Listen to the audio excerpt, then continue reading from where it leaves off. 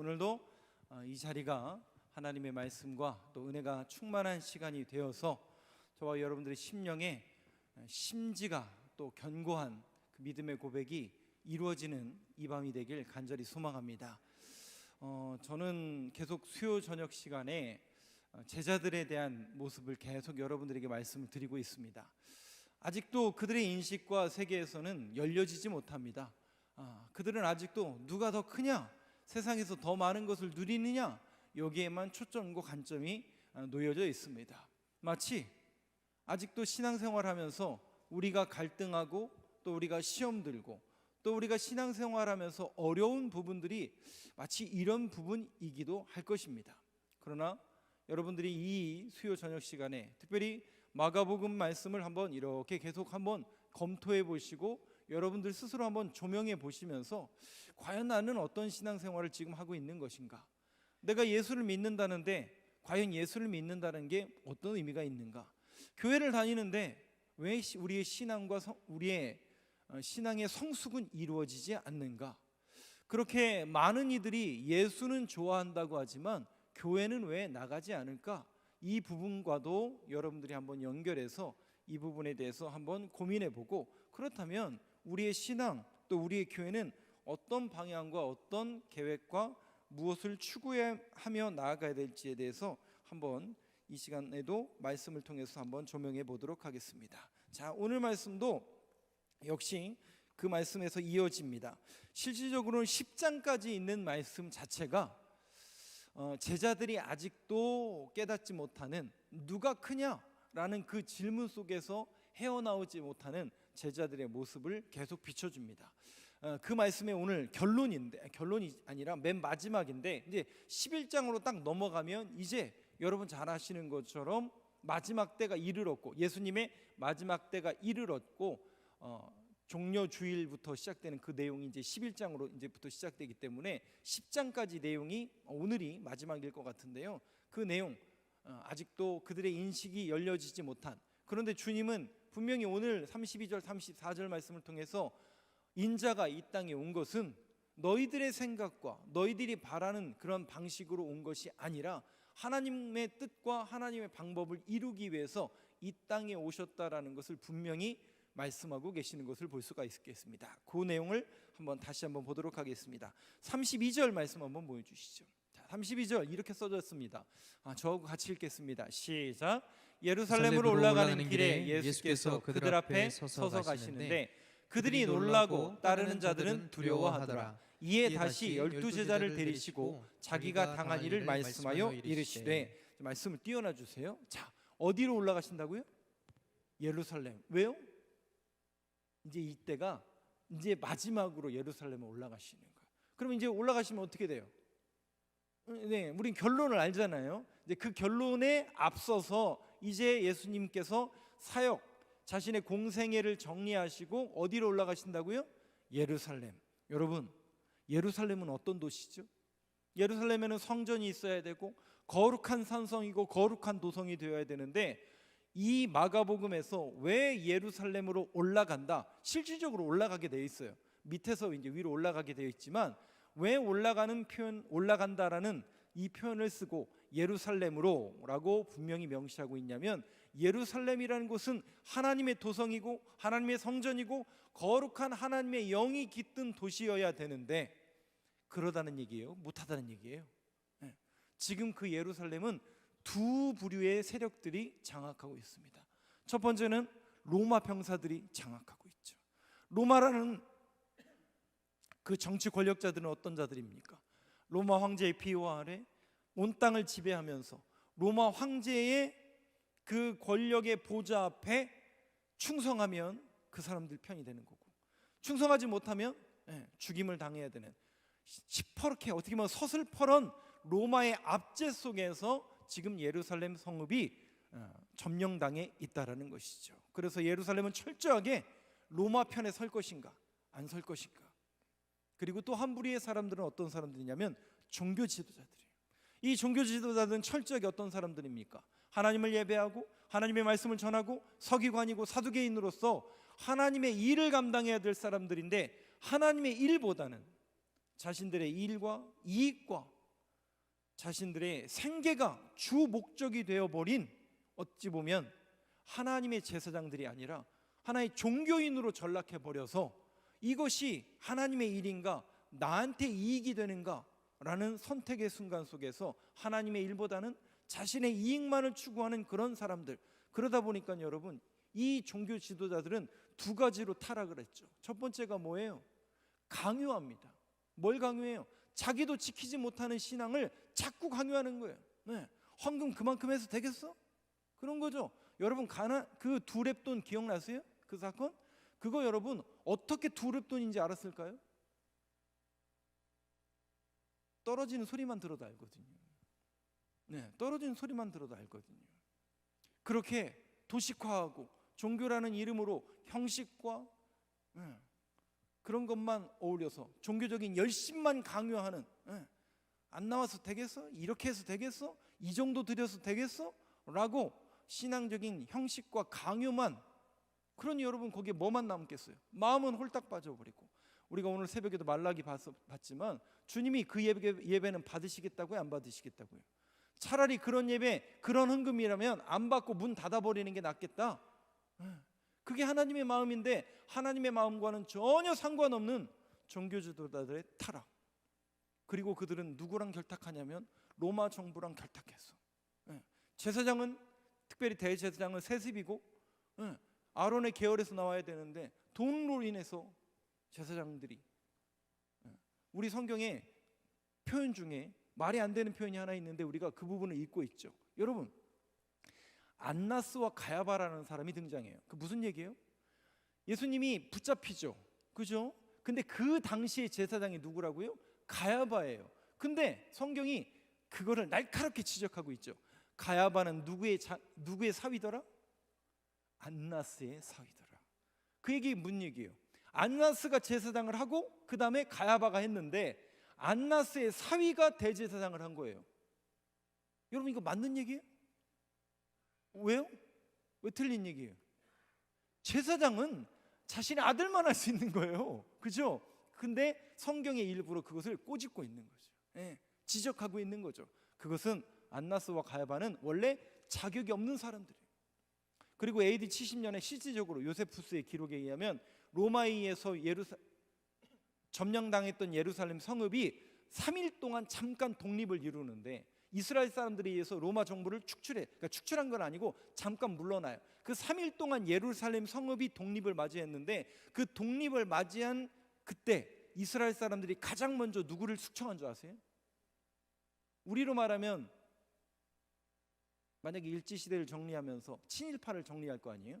근데 세상에 대제사장을 맨 먼저 죽여요. 근데 여러분, 대제사장을 죽일 수 있어요, 없어요? 제사장 죽일 수 있어요, 없어요?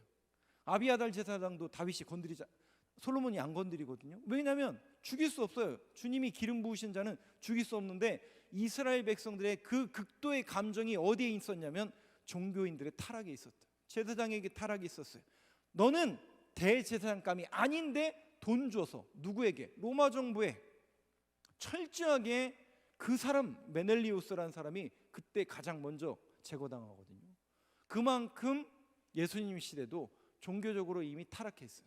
여러분 아시는 것처럼 주님이 성전에 들어가서 청소하시잖아요. 그러면 제사장들은 정말 좋은 기회 아니에요? 근데 제사장들이 찍소리도 못한 거 아세요? 왜 그런 줄 아세요? 그거는 이스라엘 사람들의 분위기를 이미 알고 있어요. 성전에 매매하는 그 사람들은 전부 누구랑 결탁되어 있는 거예요? 제사장과 결탁이 되어 있는 거예요. 여러분 그냥 생각해 보세요. 이 앞에서 파는 양하고 저 멀리에서 파는 양하고 값어치가 어떻게 차이가 나요? 성전 안에서 파는 양하고 밖에서 파는 양하고 비교가 안 되잖아요. 거기다가 성전 안에서 파는 양은 이미 제사장으로서 검증이 끝났단 말이에요. 근데 성 밖에서 끌고 오면 제사장이 그거 받을까요, 안 받을까요? 전부 뭐가 타락했어요? 전부 종교 지도자들이 타락한 거예요. 우리 식으로 말하면 죄송해요. 이 시대도 항상 조심해야 됩니다. 목사님 조심하셔야 돼요. 우리는 여러분들 얘기하는 게 아니에요. 교육자들부터가 정신 차려야 돼요, 실질적으로는. 그래서 여러분 기도해 주세요. 목사님들 타락하지 마시라고. 근데 그렇게 쉽지 않습니다, 여러분. 이게 자리를 지킨다라고 생각이 되면 여지없이 넘어져요. 그리고 뭔가 결과물을 만들어내야 된다라고 그 중압감과 그 강박을 자꾸 느끼기 시작하면 결과물을 자꾸 만들어내는 쪽에만 관심을 갖다 보니까 목회의 비전과 계획보다는 사람의 이익과 운영과 방식, 경영을 따를 수밖에 없습니다. 여러분 죄송해요. 사람이 늘어나는 것은 하나님의 뜻이기도 하고 또 목사님의 능력이기도 하지만 아무런 뜻과 능력 없어도 경영만 잘하면 사람은 얼마든지 많이 올 수 있습니다. 그 외에요? 얼마든지 경영 잘하는 사람이 CEO가 되면 그렇게 할 수 있습니다. 여러분 정말 그렇게 되길 원하세요? 그러면 송 목사님하고 저하고는 갈 데가 없어요. 그 논리와 그 방법이라면 우리의 스펙과 우리의 이력으로는 천만의 말씀 2단에 설 수가 없어요. 안 그래요, 여러분? 송 목사님 안 그래요? 그렇죠? 아니 여러분들 저보다 스펙 좋으신 분들이 여기 다 앉아 계시잖아요. 훨씬 사회적인 경험도 많고 경영도 잘하시는 분들 여기 다 계시잖아요. 그게 다 그렇게 해야 되는 거예요? 그렇게 하는 게 맞는 거예요? 그 부분을 우리가 한번 곰곰이 생각해 봤으면 좋겠습니다. 오늘 주님이 어디로 올라가시냐면 예루살렘으로 올라가시죠. 거기는 로마 정부와 타락한 종교자들이 주님을 기다리고 있어요. 뭐 하려고요? 붙잡으려고 기다리는 그곳에 주님이 주님의 방법으로 올라가고 계시는 것을 여러분들이 똑똑히 보셔야 됩니다. 근데 아직도 제자들은 자신들의 방법과 자신들의 생각만 하고 있어요. 거기에서 갭이 생기는 거죠. 거기에서 차이가 생기는 거죠. 마치 우리가 예수 믿고 하나님 앞에 하나님 나라와 하나님의 일을 꿈꾸고 우리 교회를 운영하고 경영해 가야 되는데 과연 우리는 어떤 방향과 어떤 방법을 취할 것인가 한번 이 시간 여러분들이 말씀을 통해서 고민해 봤으면 좋겠습니다. 내용을 또 조금 더 봐도록 33절부터 한번 보시죠. 같이 읽겠습니다. 시작. 보라, 우리가 예루살렘에 올라가노니 인자가 대제사장들과 서기관들에게 넘겨짐에 그들이 죽이기로 결의하고 이방인들에게 넘겨주겠고. 34절입니다. 같이 읽겠습니다. 시작. 그들은 능욕하며 침뱉으며 채찍질하고 죽일 것이나 그는 3일 만에 살아나리라. 주님은 하시니라. 전혀 다른 얘기를 하세요. 주님의 방법은 하나님의 방법이에요. 하나님의 생각이고 하나님의 뜻이라고요. 이게 여러분 사람의 뜻으로 이해가 되나요? 아니 십자가가 무슨 능력이 있고 죽는 게 무슨 능력이 있고 능욕받고 채찍질받고 조롱받는 게 뭔 능력이 있다고. 근데 여러분 그게 기독교의 아이러니인 거 아세요? 기독교의 능력은 어디에 있는 줄 아세요? 십자가에 있거든요. 근데 그 십자가는 그 시대에 심판의 도구였다고요. 멸망의 상징이고 저주의 상징이었다고요. 누가 봐도 거기에 무슨 능력이 있겠느냐? 십자가에 죽은 그 예수가 무슨 그리스도냐? 근데 여러분 기독교의 능력은 바로 거기서부터 시작해요. 그래서 여러분들이 이 역사를 곰곰이 한번 생각해 보셔야 돼요. 과연 교회에 무엇이 우선순위가 돼야 되고 필요 없다라는 게 아니라니까요. 저 여러분들이 월급 안 주시면 살까요? 못 살까요?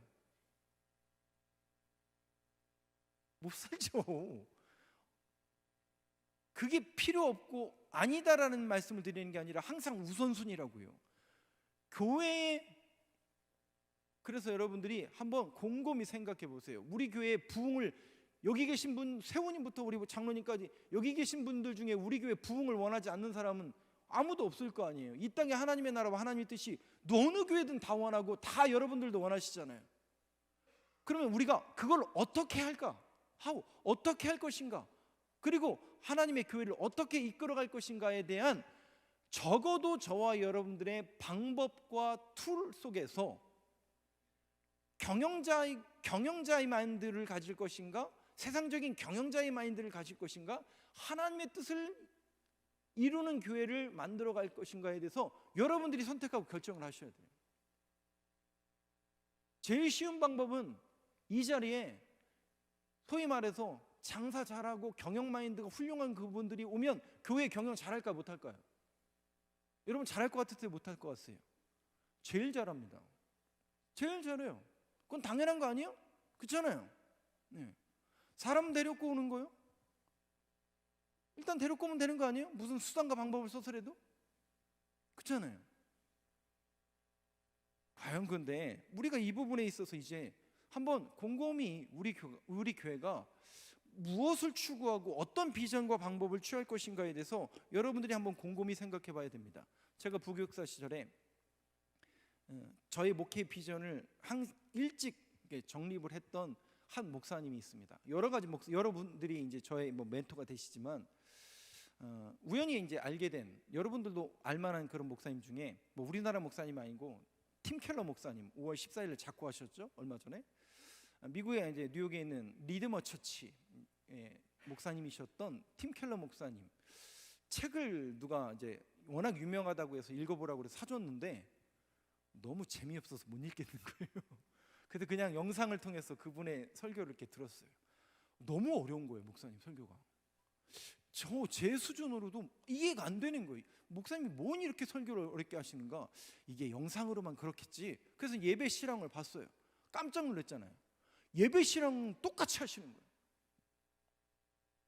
그럼 여러분 한번 생각해 보세요. 그 어려운 설교를, 신학생 목사님들도 듣기 어려운 그 어려운 설교를 그냥 혼자 계속 하시는 거예요. 반응도 없어요. 아멘 소리도 없어요. 조용히 주중은 씨 조용해요. 30분 40분 설교하시는데. 근데 여러분 깜짝 놀란 건 뭔지 아세요? 설교가 끝나고 성도들을 이렇게 쫙 비춰봤는데 어마어마한 사람들이 모여있어요. 그럼 여러분들이 한번 생각해 보세요. 그 어마어마한 2만 명이나 되는 그 사람들이, 그분들이 그 교회 왜 갈까요? 방송 나가면 조금 거시기한데 그분 있잖아요. 유 목사님 있잖아요. 제가 좋아하는 그분, 제가 얘기했잖아요. 소위 스피치에 힘도 없고 메가리도 없고 딱 딱 좋은 그 목소리로 말씀하시는 그 교회 왜 가냐는 거예요. 근데 제가 그래서 그때 그 목사님을 저도 아니 조금 교회가 막 액티브하고 막 설교 시간에도 막 소리가 뜨겁고 뭔가 액티브해야 부흥하는 것처럼 보이는 거 아니야? 그래서 그 리디머 처치를 제가 연구하기 시작했어요. 이렇게 어려운 설교를 누가 저렇게 많이 듣는가? 그래서 연구하기 시작했는데 깜짝 놀랐잖아요. 목회가 두 가지 방법이더라고요.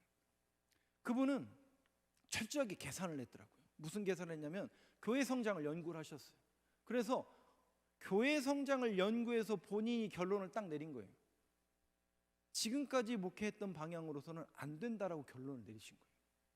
그래서 뭔가 교회가 바뀌어야 된다라고 말씀하시면서 설교를 바꾸신 거예요. 철저하게 창세기부터 요한계시록까지 한 절도 빼놓지 않고 강해 설교만 하시는 거예요. 철저하게. 그럼 여러분 생각해 보세요.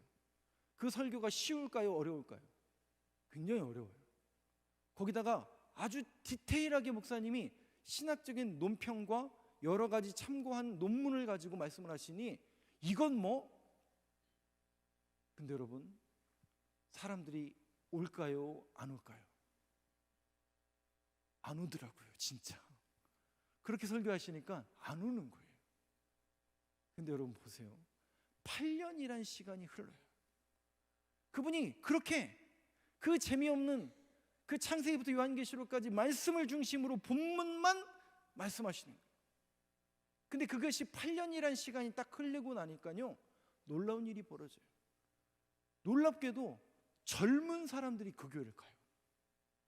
여러분 생각해 보세요. 뉴욕이라는 곳이 가장 번화한 도시 아닙니까? 가장 지식인들이 있는 곳 아닙니까? 거기에 놀랍게도 어른 분들이 가는 게 아니라 젊은 사람들이 그 교회를 가요. 이해가 안 되시지만 이해가 되게 말씀을 드릴게요. 제가 고민하는 부분이 그거였어요. 저희 목회 방향은 항상 뭐였고 관심이 뭐였냐면, 저희 세대, 우리 송재현 목사님은 저하고 세대가 조금 밑에 세대라서 달라요. 근데 예전에 저도 주원종 목사님까지만 이게 대화가 되더라고요. 왜냐하면 같은 세대예요. 주 목사님까지는 같은 세대고 이제 위의 세대인데, 저희 지금 50대, 40대, 30대 세대들 다 주일학교 다녔어요. 그래서 여러분 아시는 것처럼 여러분들이 청년이시고 교회 신앙생활을 막 시작하셨을 때 한국교회 분포도가 이렇게 됐었잖아요. 그죠? 근데 30년 40년이 지나니까 어떻게 됐어요? 여러분들은 오히려 계속 잘 믿고 있는데 가면 갈수록 이렇게 돼버렸어요. 제가 그 세대예요.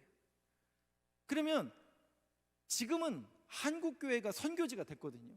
그러면 이제 다음 세대들을 교회 안으로 불러들어야 하는데, 저희 세대들은 교회를 안 다닌 사람들이 없을 정도로 대부분 다 교회를 한 번씩 갔어요.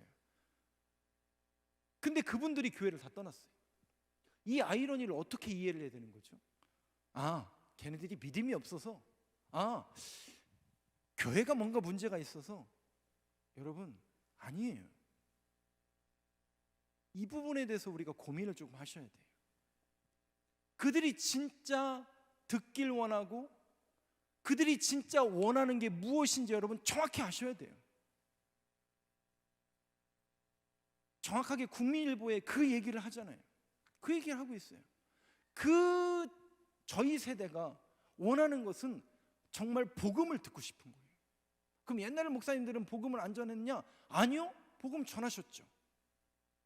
그런데 그 목사님들의 마인드와 비전과 계획 속에 그분들도 그런 상황, 왜냐하면 한국교회 자체가 어려웠기 때문에 어쩔 수 없었죠. 일단은 우리가 부흥하고 성장하고 잘 돼야, 그러니까 여기에 초점이 맞춰져다 보니까 자연스럽게 그렇게 됐어요. 근데 뭐를 잃어버렸냐면, 교회는 많아지고 사람은 많아졌는데 복음을 잃어버린 거예요. 이게 기독교의 아이러니 아닙니까? 오히려 예수님은 정반대였잖아요. 성장을 얘기하신 게 아니라 네가 죽어야 된다, 네가 십자가를 져야 된다, 네가 섬겨야 된다, 오히려 반대를 얘기하신다고요. 지금 어디 올라가신다고요? 예루살렘으로 올라간다고요. 거기는 세상의 정점이에요. 세상의 논리와 세상의 권력과 세상의 방법으로 똘똘 뭉쳐진 성읍인데, 주님은 그들과 타협하지 않으세요. 그들의 방법으로 그들을 일깨우지 않으세요. 오직 하나님의 방법이요, 섬기는 방법을 택하시더라고요. 그러면 이제 이 말씀을 듣고 이 내용을 우리가 들었다면, 우리 교회가 이제 나아가야 될 방향에 대해서 이제 우리가 곰곰이 고민해 봐야 되지 않을까요? 과연 성장 위주로만 갈 것인가? 이제는 우리도 섬기고 사랑을 내보내고 뭔가 하나님의 말씀으로. 그래서 제가 그 리드머 처치 목사님의 설교나 책, 정말 어마어마한 책인데 제가 그 정도 실력은 되지는 않아요. 그런데 제가 다짐에 또 다짐을 하는 거예요. 무슨 다짐이냐? 그 교회의 두 가지 방법이에요. 과연 내가 정말 말씀에 서 있는가? 설교자로서 정말 말씀을 깊이 연구하고 말씀을 믿고 순종하면서 이 말씀을 말씀대로 가르칠 것인가? 정말 그렇게 해서 교회가 될까? 제가 궁금할까요? 안 궁금할까요? 저도 궁금해요. 과연 그게 될까? 과연 우리 성도님들이 이해할까? 제가 이 멘트를 던졌을 때 시험 드는 분 혹시 없을까? 저도 두려울까요? 안 두려울까요? 굉장히 두렵습니다. 여러분, 이제 우리가 열려야 돼요. 귀가 열려야 되고 눈이 열려져야 되고 정말 들어야 될 복음, 그리고 봐야 될 나라, 거기에 초점이 맞춰주셔야 돼요. 그래서 가지 말라고 해도 이제 가야 돼요. 죄송하지만 이제 우리는 준비를 해야 됩니다. 무슨 준비를 해야 되냐면, 교회가 성장해지고 여러분 한 명 한 명이 선교사로 준비가 되셔야 돼요. 죄송하지만 코로나는 끝난 게 아니에요. 많은 학자들이 얘기하지만 또 제2의 제3의 밀려올 거예요. 아니, 우리는 종말의 시대를 계속 맞이하며 살아가고 있기 때문에 더 큰 전염병, 더 큰 악한 것들이 교회를 무너뜨리려고 올 거예요. 대비하셔야 돼요. 우리 교회가 대비해야 돼요. 우리 교회가 준비가 되어 있어야 돼요. 건강한 교회로 준비가 되어 있어야 되고요, 저와 여러분이 말씀과 기도로 거룩해지는 교회로 준비가 되어 있지 않으면 이겨낼 수가 없어요. 많은 교회들이 흔들렸잖아요. 많은 교회들이 흔들렸잖아요. 그래서 많이 쓰러졌잖아요.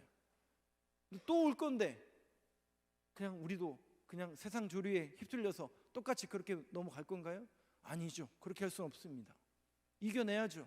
그러려면 저와 여러분이 이제 건강한 교회를 지향하면서 무엇이 건강한 교회인가? 어떤 것이 건강한 성도인가? 그것은 늘 말씀의 가치관을 두고 그런 믿음의 고백으로 교회가 변화되어 가고 저와 여러분들의 신앙이 변화되어 가면 그것이 된다라는 거예요. 리디머 처치가요 그렇게 되더라니까요. 그렇게 8년을 말씀만 강해, 그 창세기부터 요한계시록까지 토시 하나 안 틀리고 그 말씀만 강요했더니 처음에는 그 사람들이 이해가 되지 않았는데 그 사람들이 진짜 원하는 니즈가 그거더라고요. 처음에는 그 사람들도 그렇게 해서 왔겠죠. 자신의 원하는 것 맞춰주려고 다 했겠죠. 그런데 정말 하나님의 말씀이 뭔가, 그 갈급함이 그들에게 해결이 되니까 가지 말라고 해도 그 교회 가더라고요. 아무런 흥분도 없고 감동도 없는데 말씀만 선포되었을 뿐인데 그 2만 명이 넘는 사람들이 거기에 출석을 하더라고요. 그리고 나서 그 사람들이 삶에 돌아가서 어떻게 해요? 또 교회로 모이더라고요. 그 사람들이. 세상에 제가 깜짝 놀랐어요. 그거 보면서. 그래서 우리가 이 부분에 있어서 이제 저와 여러분들이 늘 생각해 주셔야 됩니다. 과연 아직도 인식 체계가 열려지지 않고 보여지지 못하는 이 제자들처럼 우리가 신앙생활 할 것인가?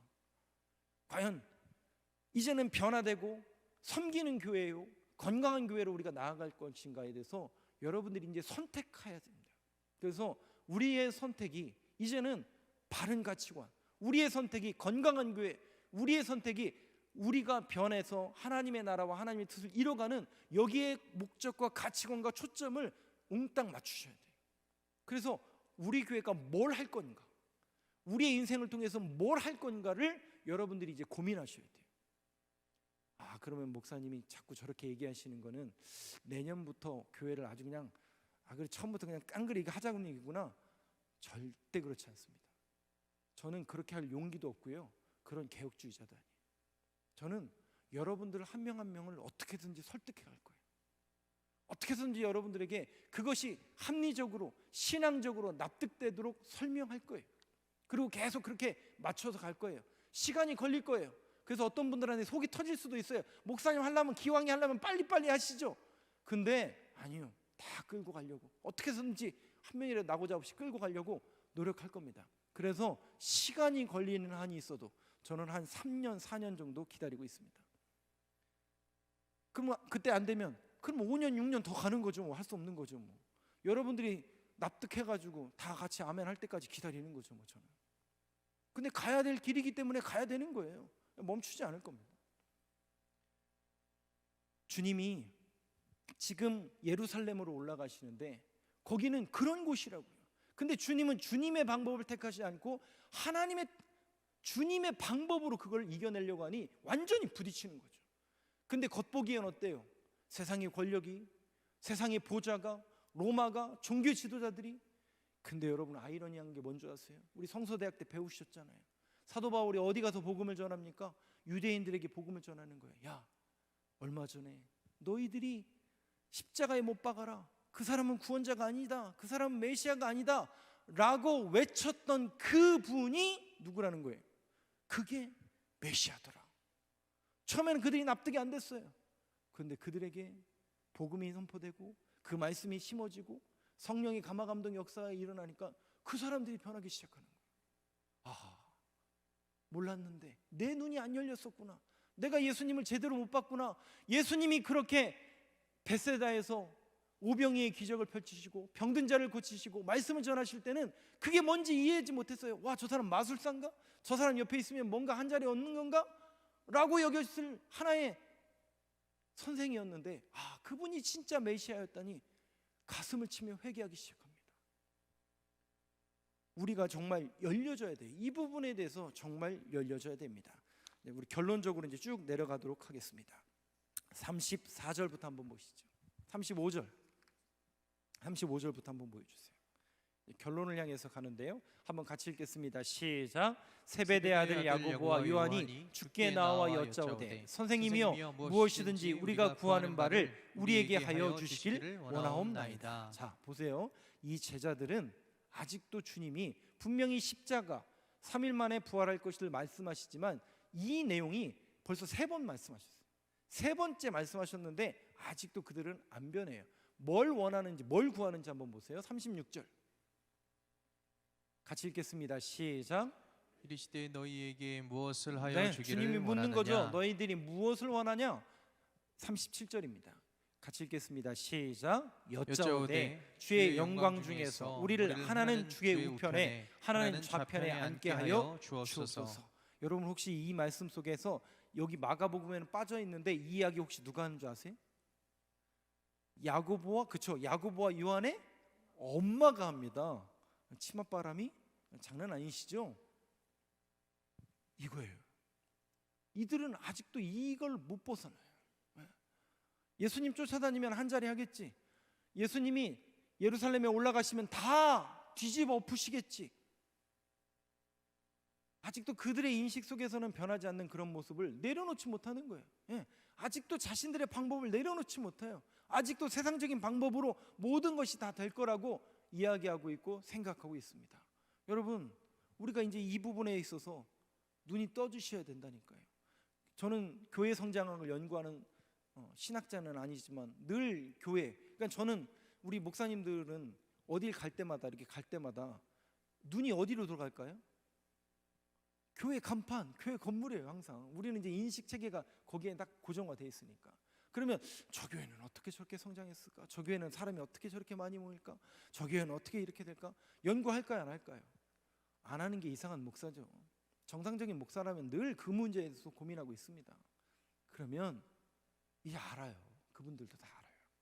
그리고 이미 한국 교회가 선교한 지 150년 가까이 되기 때문에 통계가 다 남아 있어요.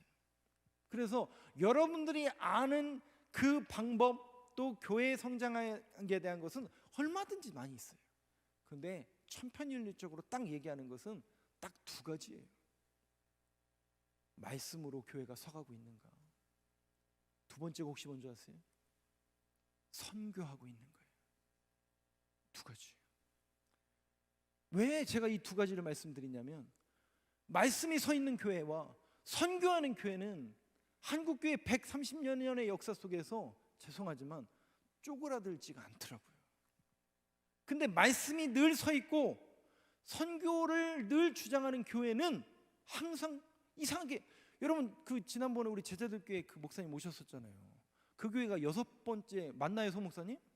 6번째 불리기치 맞아요? 6개 아니에요? 7개래요. 7개. 7개를 했는데 생각해 보세요. 교인을 띄워줘요. 그 얘기는 뭐냐면 단위에서 목사님이 가세요. 가세요. 다른 게. 이게 제가 처음에 저도 납득이 안 됐어요. 어떻게 교인한테 다른 교회 가라고 이렇게 얘기하실까? 근데 여러분 보세요.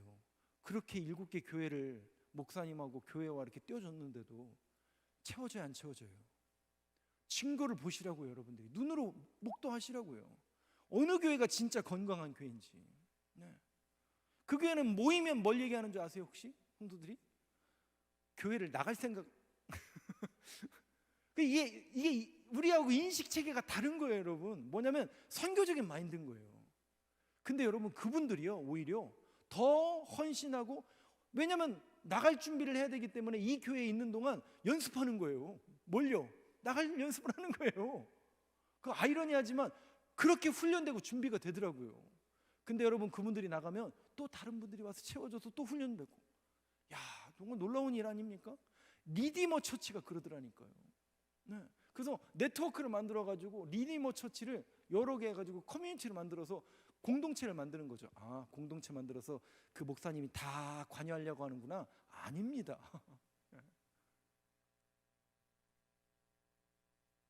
30 넘겨주시죠. 안 바뀌어요, 이 사람들. 그러면서 이렇게 얘기하십니다. 예수님이 뭐라고 얘기하시냐면, 예수께서 이르시되 너희는 너희가 구하는 것을 뭐 한다고요? 알지 못하는도다. 아직도 깨닫지 못하는 거예요. 내가 마시는 잔을 너희가 마실 수 있으며 내가 받는 세례를 너희가 받을 수 있느냐? 라고 물었어요. 그랬더니 제자들이 어떻게 하는지 보세요. 39절 같이 읽겠습니다. 시작. 그들이 말하되 할 수 있나이다. 예수께서 이르시되 너희는 내가 마시는 잔을 마시며 내가 받는 세례를 받으려니와. 여러분 마실 수 있으세요? 우리는 결론을 알잖아요. 십자가를 져야 되고 피를 흘려야 되고 고난을 당해야 되고 조롱받아야 되고 능력 없는 목사라고 손가락질 당해야 됩니다. 과연 이것이 세상적으로 볼 땐 이 능력 없는 모습을 우리가 당해야 되는데, 그 잔을 마셔야 되는데 아직 이 제자들은 그럴 단계가 안 돼 있어요. 근데 여러분 정말 조심하셔야 됩니다. 뭘 조심하셔야 되냐면 이렇게 돼요, 안 돼요? 결론적으로 이렇게 돼요. 이렇게 돼요. 야고보와 요한이잖아요. 이 사람들이 처음에 그 잔이 뭔지를 몰랐어요. 근데 마셔요. 어떻게? 예수님의 사랑을 경험하고 나니까 이들의 눈이 열려져요. 왜? 예수님의 사랑을 경험하고 예수님을 제대로 만나고 나니까, 그리고 그들의 마음에 말씀이 열려지니까 아하, 그분이 메시아였구나. 눈이 열려지는 거예요. 보여지는 거예요. 그러니까 그 다음부터요, 생업을 내려놓지 말라고 해도 그냥 내려놓더라고요. 그리고 하나님 나라를 위해서. 그래서 여러분, 세상에서 제일 무서운 사람이 혹시 누군지 아세요? 제가 성서대학 때 알려드렸잖아요. 세상에서 제일 무서운 사람, 이 땅에 소망이 없는 사람. 이 땅에 소망이 없기 때문에 내가 뭘 먹든지 뭘 가지든지 관심 없어요. 처자식 관심 없어요. 이 땅에 관심이 없어요. 소망이 없으니까 오로지 하나님께. 저렇게 살으라는 얘기구나. 그거 아닙니다만 적어도 우리가 이 부분에 대해서 인식을 깨닫고 있어야 되죠. 그러면서 주님께서 그 잔을 마셔라. 근데 야고보와 요한이 그걸 마셔요. 그래서 여러분 늘 뭘 해야 되냐면 조심하셔야 되는데, 아멘, 조심하셔야 돼요. 그렇게 된다니까요. 야고보가 어떻게 죽어요? 사도행전 12장에 보면 사도로서 맨 먼저 죽어요. 근데 요한은 어떻게 해요? 다른 사도들은 일찍 순교하는데 이 사람은 천수를 누리다 못해 AD 100년까지, 그러니까 다른 사도 다 죽고 교부들 다 죽고 세 세대 지날 동안 장수한 것처럼 보일 텐데, 장수하면 좋은 건가요? 매일같이 불려가서 감옥에, 노역의 현장에. 근데 사도 요한은 굽히지 않아요. 그 노년의 몸에도 붓을 들어요. 예수 믿는 사람들에게 소망의 메시지를 계속 쓰는 거예요. 그게 요한복음, 요한 1, 2, 3서, 요한계시록을 쓰게 되는 겁니다. 과연 우리가 오래 사는 게 좋은 건가? 그렇지만도 않은 것 같아요. 늘 보는 게 뭐예요? 어느 교회 로마 병사들이 와서 교회 무너뜨렸다더라. 와, 나랑 같이 도마 얼마 전에 식인종에게 복음 전하다가 차파먹에 순교당했더라. 맨날 들려오는 소식이 이건데, 사도 요한은 복음을 전하는 사람으로서 두렵지 않고 그 삶이 그냥 세상 사람들과 똑같은 삶일까요? 절대 그렇지 않습니다. 차라리 하나님 빨리 나를 불러가시죠. 그러지 않았을까요? 근데 사도 요한은 많이 살아요. 많이 살면서 그걸 다 경험하게 하시는 거예요. 근데 그 속에서 계속 소망의 메시지를 선포하는 겁니다. 저는 여러분들에게 늘 소망의 메시지를 선포하길 원합니다. 근데 진짜 소망이 뭘까? 그것은 저와 여러분이 하나님의 나라를 보게 하는 거예요. 이 성경을 읽으면서, 말씀을 읽으면서, 아, 그렇구나. 결국은 이 땅에 우리가 가치관을 두는 게 아니라 하늘에 늘 소망을 두어야 되는 거구나. 주님이 이렇게 말씀하셨고 이렇게 가르쳐 주신 것처럼 결국 우리가 이 땅 속에서 하나님 나라를 바라봐야 되는 거구나. 그래서 제가 이 말씀을 조금 드리면 어떤 분들이 혹 이렇게 오해를 하시더라고요. 그러면 목사님은 세상에서 열심히 살지 말고 그냥 다 포기하고 하나님 나라만 바라보나, 그 얘기 하시는 거냐? 그렇지 않아요. 말씀이 제대로 들어가고요, 가치관이 제대로 세워지고요, 하나님 나라에 소망이 있는 사람은요, 열심히 살지 말라고 해도 열심히 살게 돼 있어요. 욕하지 말라고 해도 욕 안 하게 되어 있어요. 착하게 살지 말라고 해도 착하게 살게 돼 있어요. 왜 그런 줄 아세요? 성경대로 살기 때문에 그래요. 말씀을 알기 때문에 그렇게 살 수가 없다니까요. 여러분들 잠언서 보시잖아요. 잠언서 내용을 읽으면서 여러분들 아멘 하면 안 되나요? 저는 날마다 되는데, 그 말씀을 대할 때마다 내가 또 이렇게 살면 안 되는데 가슴을 치고 회개하고, 그게 정상이고 그게 우리의 모습이 늘 되어야 된다는 것이죠. 마지막 총 결론으로 45절만 보여주세요. 45절 한번 같이 읽겠습니다. 시작. 인자가 온 것은 섬김을 받으려 함이 아니라 도리어 섬기려 하고 자기 목숨을 많은 사람의 대속물로 주려 함이니라. 주님이 오신 목적을 분명히 말씀하신 겁니다. 사랑하는 성도 여러분, 우리 교회가 주님의 뜻을 밝히 알았으면 좋겠습니다. 그리고 성경적인 가치관으로 저와 여러분이 무장되었으면 좋겠습니다. 그래서 계속 준비하셔야 돼요. 지금 당장은 안 되셔도 괜찮아요. 자꾸 들으시면 돼요. 그리고 믿음을 가지시면 돼요. 변화되시면 돼요. 하나님께서 원하시는 것은 늘 돌아오는 거고 성장하는 거예요. 성장하면 돼요. 건강교회로 나아가면 됩니다. 함께 가면 됩니다.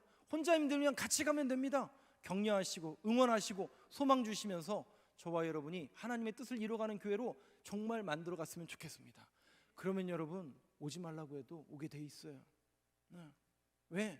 사람들은 굶주려 있거든요. 왜 그런 줄 아세요? 예수는 좋은데 교회가 싫어서 마음의 문을 닫은 이 땅에 수많은 젊은이들이 교회를 찾고 있다고요. 여러분, 우리가 또 우리 교회가 그런 교회로 준비되어서 그런 영혼들을 빨리 변화시켜서 함께 하나님의 나라와 하나님의 역사를 이뤄가는 교회로 거듭나는 그 순간과 그 역사를 이뤄가는 날이 속히 다가오기를 간절히 소망합니다.